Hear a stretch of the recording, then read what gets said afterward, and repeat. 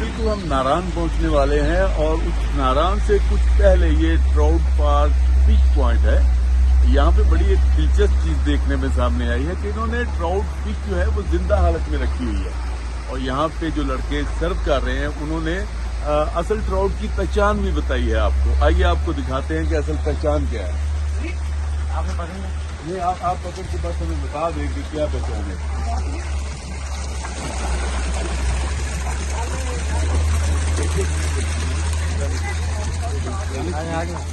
ये फार्म वाली है। अच्छा, ये ब्लैक डॉट वाली है। जी सर। ये क्या ये फार्म ये फॉर्म वाली है। ये जो ब्लैक डॉट होते हैं ये फॉर्म की होती है जी। अभी असल दिखाएंगे दरिया वाली ट्राउट। ये देखिए आप पास है भाई, आप पास है। ये इसमें ये सुनहरे कलर के डॉट हैं, वो अगर आप देख सकें तो, क्योंकि ये बड़ी तेजी के साथ हरकत कर रही है। ये देखें, ये गोल्डन कलर के डॉट जो है इनके मुताबिक ये जो फिश है ये दरिया की होती है।